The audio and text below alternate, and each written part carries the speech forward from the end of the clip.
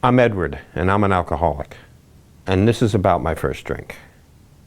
So, I must have been about 13, and I was with a bunch of other young teens out in an apple orchard.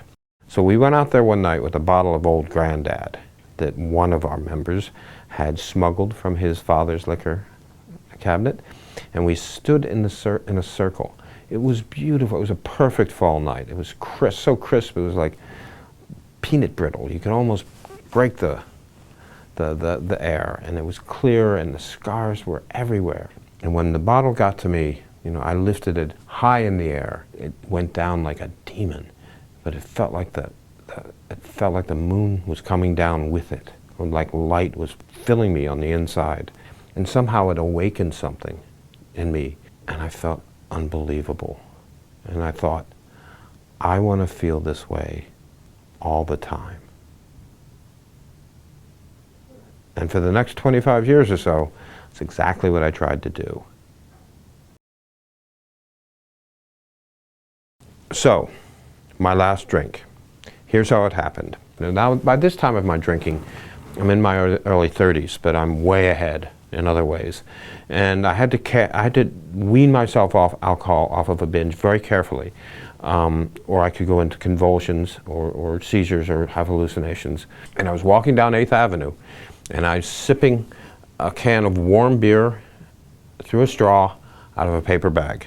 And when I finished, I fired it into a trash can. I said, that's it. That's it. That's the last one. I go up to my apartment, and I opened the drawer of the side table of the nightstand, and there, looking back at me, as if it had been waiting, was a can of 16-ounce Ballantine ale. And I said, well, maybe God wants that to be the last. But I looked at it again, and I thought, no, this is my last chance. And then I took it over to the sink in the kitchen, and I poured it down the drain, which was a completely unnatural experience for me. That night, those 2 cans of beer, they were the last drinks of my life. How it is. It's mind-boggling to me, really, to think back over those years of self-destruction. But I would say the 2 poles of my life are really hopelessness and hope. Because I have hope. Every day when I wake up now, I have hope if I don't take a drink. Now, it would be easy to look back across those decades to see myself, see my drinking, my drugging, and all my other behavior as being a different life. But it's not. It's not. It's part of my life. On this side of that divide is a different Edward, but still the same person, still the same alcoholic. I did not become an alcoholic. I am still an alcoholic. I think in many ways like an alcoholic. I don't think about drinking, but I think about,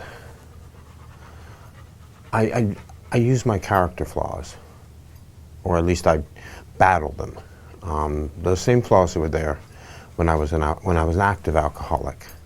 But I would say that the two greatest differences between the way it was and the way it is now is the way it was hopeless, and the way it is now is hopeful. A day at a time.